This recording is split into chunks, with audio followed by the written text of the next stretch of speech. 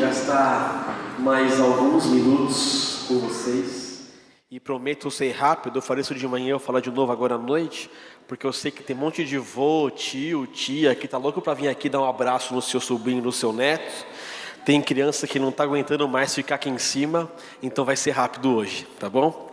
Mas eu queria gastar esses minutos finais do nossa celebração, pedindo licença para a gente pular um pouquinho a nossa série de mensagens sobre os 10 mandamentos, sobre a lei que liberta, e pedindo para você viajar comigo alguns livros à frente do Êxodo, por livro de Juízes. E a gente vai falar rapidinho hoje, não sobre um Deus que liberta, não sobre uma lei que liberta, mas o que acontece quando esse Deus e essa lei não está. O que acontece quando Deus não liberta e por que Ele não liberta? As crianças gastaram aqui um tempo cantando sobre como louvar a Deus, o que é louvar, como adorá-lo, como a gente pode fazer isso. Mas a Bíblia conta sobre um grupo de crianças, jovens, adolescentes, que cresceram sem saber o que é isso. E a gente vai ler agora, então eu te convido a abrir sua Bíblia no livro de Juízes, capítulo 2. A gente vai ler do versículo 6 até o 15. Se você não está com a sua Bíblia aí, você pode acompanhar comigo no telão, tá bom? Vamos lá? Depois que Josué despediu os israelitas, eles saíram para ocupar a terra, cada um a sua herança. O povo prestou culto ao Senhor durante toda a vida de Josué e dos líderes que sobreviveram a Josué e que tinham visto todos os grandes feitos do Senhor em favor de Israel. Josué, filho de Num, servo do Senhor, morreu com a idade de 110 anos. Foi sepultado na terra de sua herança em Timnat-Heres, nos montes de Efraim, ao norte do monte Gaás. Depois que toda aquela geração foi reunida a seus antepassados, surgiu uma nova geração que não conhecia o Senhor e o que Ele havia feito por Israel. Então os israelitas fizeram o que o Senhor reprova e prestaram culto aos Baalaíns. Abandonaram o Senhor, o Deus dos seus antepassados, que os havia tirado do Egito, e seguiram e adoraram vários deuses dos povos ao seu redor, provocando a ira do Senhor. Abandonaram o Senhor e prestaram culto a Baal e a Astarote. A ira do Senhor se acendeu contra Israel, e Ele os entregou nas mãos de invasores que os saquearam. Ele os entregou aos inimigos ao seu redor, aos quais já não conseguiam resistir. Sempre que os israelitas saíam para a batalha, a mão do Senhor era contra eles, para derrotá-los conforme lhes havia advertido e jurado. Grande angústia os dominava.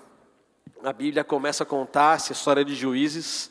Eu não sei se você sabe, mas esse período da época do povo de Israel, o período de Juízes, foi o período mais trágico de toda a história de Israel, o período mais triste. É o período que eles mais sofreram e talvez mais se afastaram de Deus.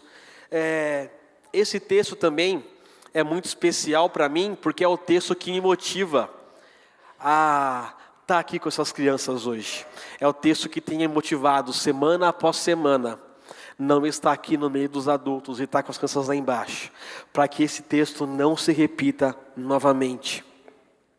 O texto começa falando que Josué lhes pediu o povo, finalmente eles conquistaram a terra prometida, a terra que Deus tinha prometido a Abraão, Isaac e Jacó, a terra que Deus tinha relembrado para Moisés, e aí, através de Moisés, libertado o povo do Egito, e o povo seguiu rumo a essa terra, e finalmente, depois de muitos anos andando no deserto e guerreando contra alguns povos, o povo toma posse da terra prometida.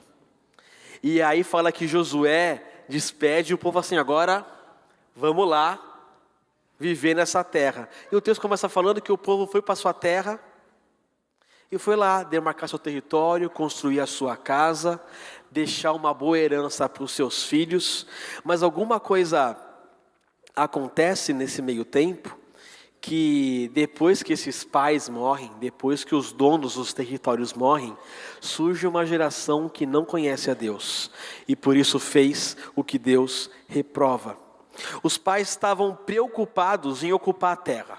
Os pais estavam preocupados em deixar uma casa para os seus filhos. Os pais estavam preocupados em deixar uma herança para os seus filhos, em garantir que os filhos soubessem muito bem como arar um campo, que os filhos soubessem muito bem como defender e guerrear para proteger o seu território, que os filhos soubessem muito bem como construir uma casa e até como sacrificar um animal e como cultivar o animal. Mas esses pais esqueceram de transmitir quem deu tudo isso para eles estarem lá.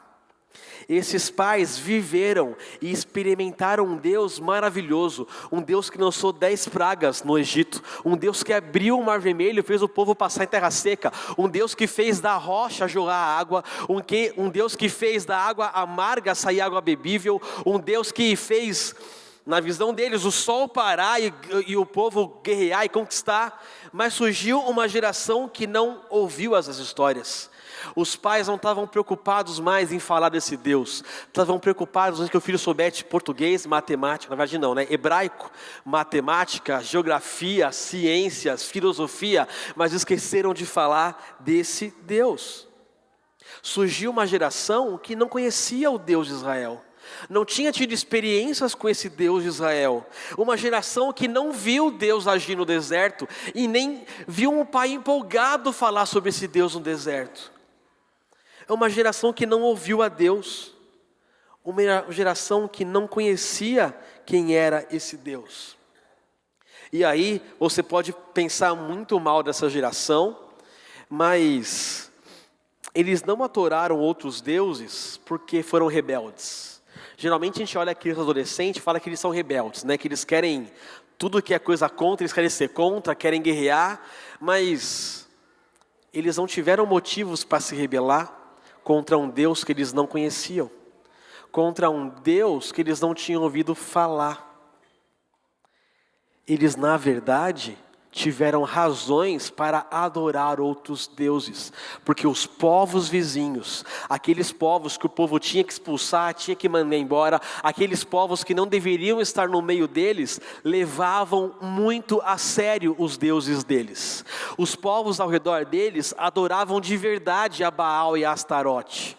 Então, quando aquela criança cresceu e se viu sem os pais, sem ninguém para instruí-la, ela falou: quem que eu vou adorar? Meu vizinho adora Baal. O Baal dele faz sentido. Ele fala de Baal o tempo inteiro. Ele vai feliz para a celebração a Baal.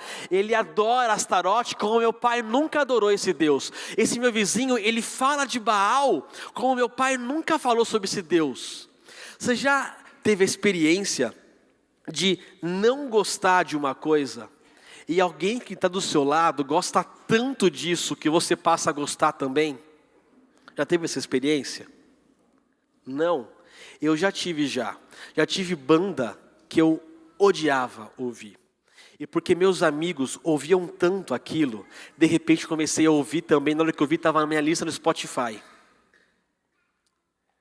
Já teve série, e quem me conhece sabe que eu amo ver série. Já teve série que eu não queria ver, mas os meus colegas pastores estão falando tanto dela, que eu me obriguei a ir lá na Netflix assim: tá bom, vou ver essa série para ver do que eles tanto falam, eu quero ver. Não aguento mais eles comentarem sobre teorias e conspirações, porque assim, do que eles estão falando, eu quero ver essa série. Já comecei lá a ver para me inteirar no assunto e não ficar o único pastor perdido nos assuntos. Acontece que a gente não fala sobre Deus com os mais novos de uma forma que contagie eles. A gente tem vergonha de falar sobre Deus, a gente arruma desculpa para falar sobre Deus. A gente está mais interessado em que nossos filhos tirem 10 no boletim. A gente está mais preocupado com que profissão que eles vão fazer, em que vestibular que eles vão passar, se vão passar numa pública ou se eu vou ter que ralar para pagar uma particular para ele. Estou mais preocupado se ele foi aprovado num exame que vai fazer ele ir para o exterior ou para o intercâmbio, e não estou preocupado em sentar com ele e falar: filho, sabe o que Deus fez por mim? Teve uma vez que a gente estava sem dinheiro e Deus não deixou faltar nada. Teve uma vez que eu estava doente e eu orei, e aí Deus me ajudou no processo da cura. Filho, teve uma vez que papai estava desempregado, e foi um filho de Deus que arrumou emprego para o papai. Filho, Sabe essa comida que a gente come aqui hoje? Alguns vão dizer que é o dinheiro do teu pai e da tua mãe trabalhando que trouxe aqui, mas não. Foi um Deus que é tão poderoso, que Ele bota uma sementinha no chão, joga uma água, vira uma planta que a gente pode comer. E de alguma forma alguém estudou um jeito dessa planta vir para cá e a gente poder comer ela quando a gente quer. Que Deus poderoso. Ah, Bruno, é difícil falar assim, mas os amigos deles não acham difícil.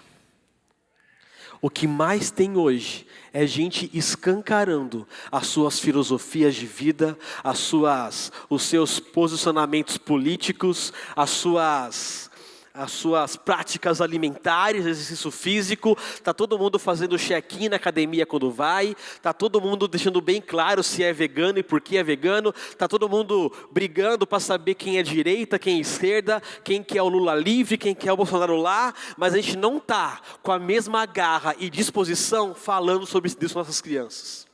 Às vezes, quando eu vou falar sobre a gente orar sobre os nossos governantes com as crianças, elas sabem direitinho falar que Lula tem que estar na cadeia. Sabem direitinho fazer o Bolsonaro. Mas não sabem um versículo de cor.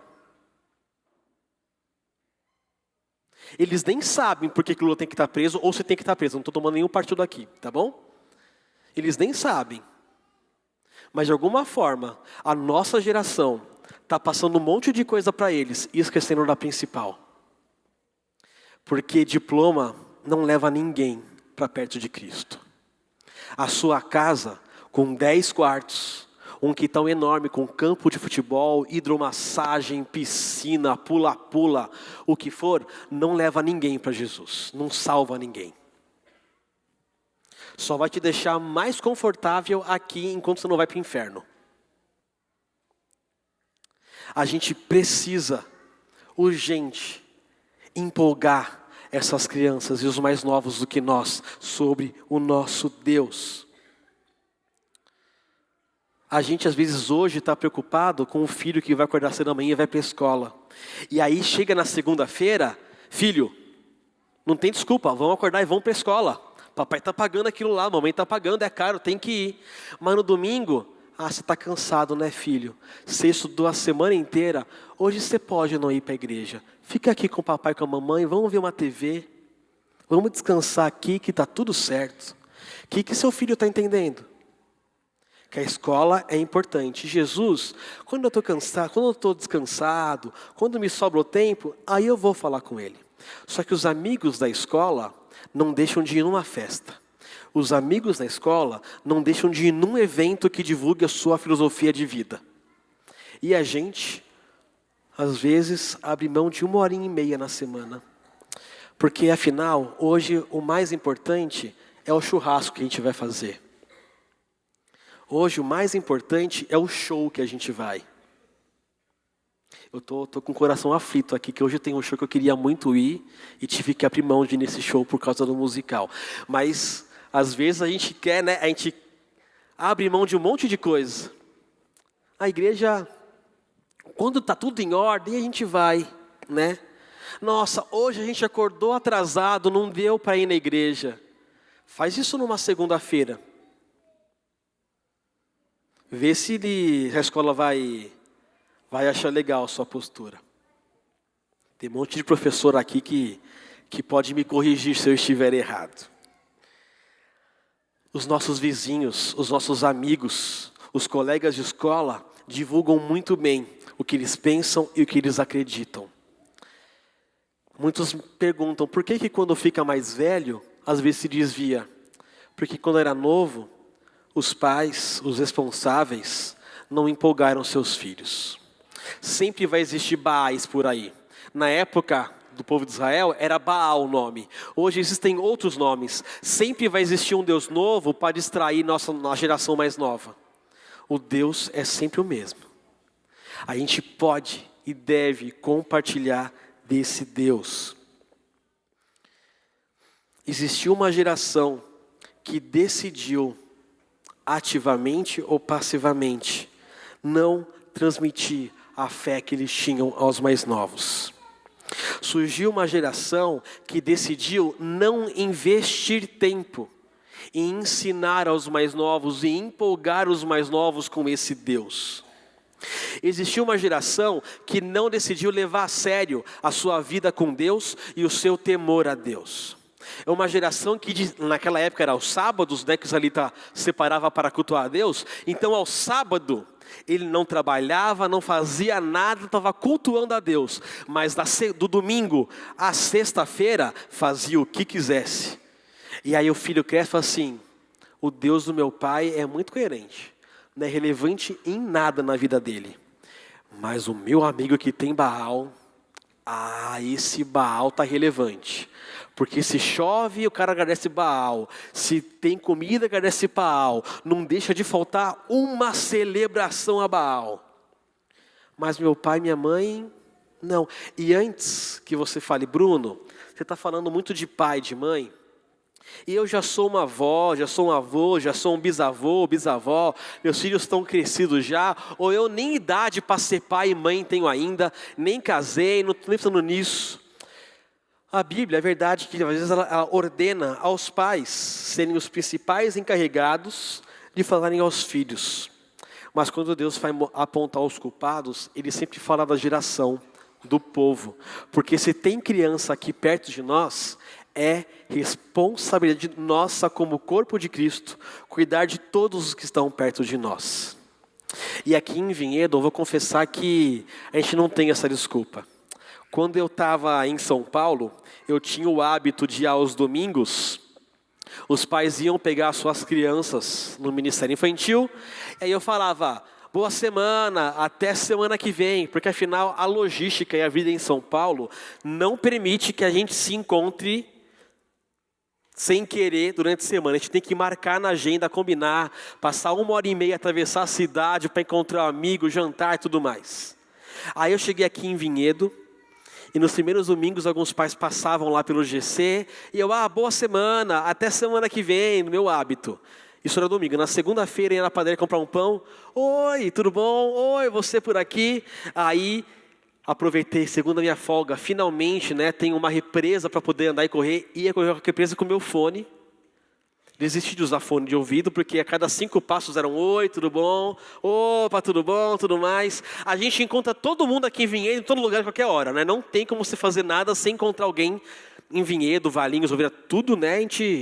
Outro dia fui para Campinas, de repente estava lá, um monte de irmão da igreja. Eu falei assim: nem aqui, né? Tá todo mundo perto. Então, se você está aqui e a criança está vendo você aqui, o que você faz fora daqui também empolga ou atrapalha uma criança. Não adianta você estar aqui, louvar a Deus, levantar sua mão e não ter filho, e aí amanhã, na hora que você está na padaria comprando o seu pão, uma criança daqui da igreja vê você comprando pão e pegando um troquinho a mais.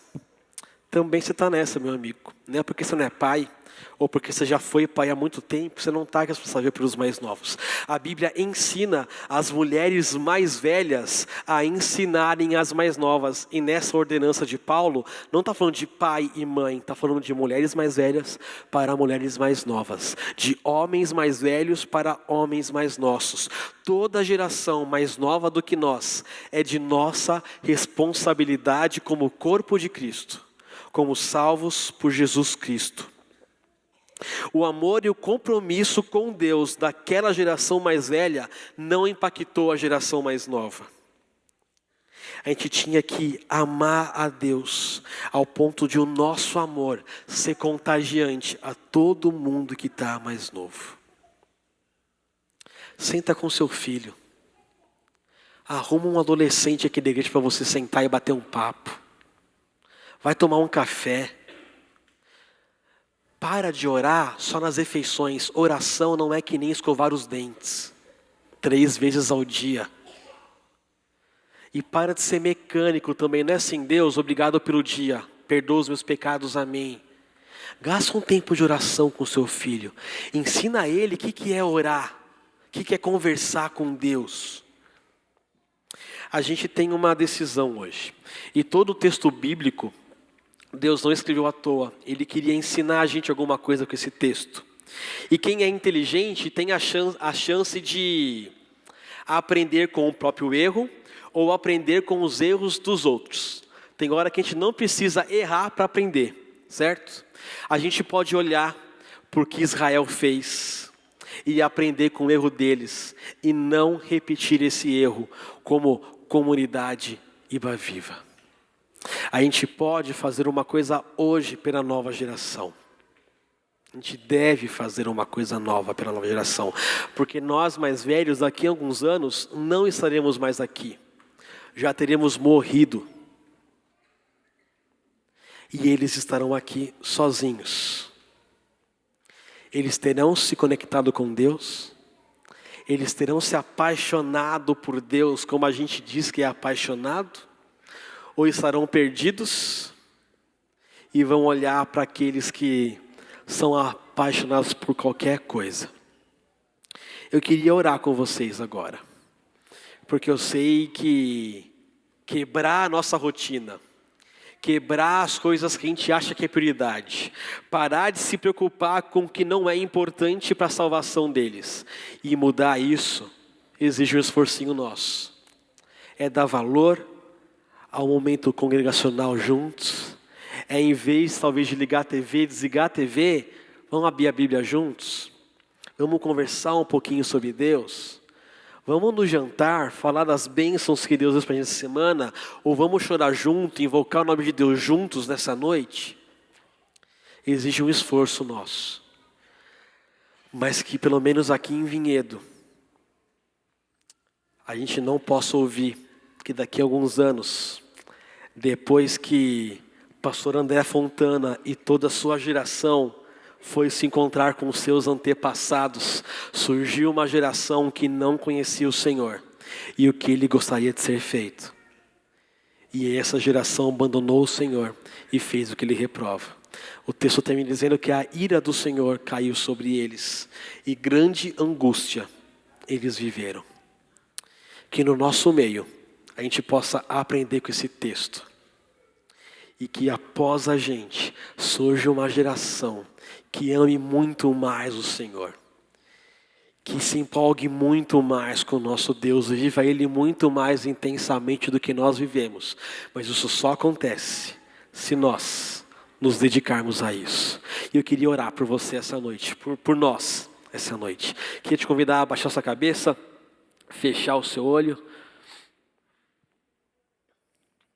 Deus, muito obrigado por essa noite. Obrigado por essas crianças que estão aqui. Obrigado porque elas estão aqui e amam te louvar, amam cantar sobre o Senhor, Deus. E muito obrigado pelos pais, mães que estão aqui também, por toda essa congregação aqui, Deus. Mas eu quero te pedir que o Senhor nos oriente, o Senhor nos incomode, o Senhor haja através de nós, Deus. Que aquelas coisas que o Senhor fez para nós, que a gente não tenha vergonha de contar, que a gente não tenha vergonha de falar, que a gente não encontre nenhum empecilho, Deus, e sentar com qualquer mais novo do que nós e compartilhar isso. Que a gente consiga se empolgar e te amar tanto, que esse amor transborde e contagie outros, Deus. Que essa geração, que esses pequeninos não se percam. Que eles desde pequenos aprendam a te amar, a te honrar e te louvar, e não como uma obrigação, não como uma rotina, mas porque eles também querem, eles desejam, Deus. Nos abençoe como comunidade, que o nosso amor por ti, primeiro alcance os que estão aqui no nosso meio, depois a nossa cidade inteira, nosso estado, o Brasil, o mundo, Deus. Nos ajude, nos capacite, Deus. Em nome de Jesus. Amém.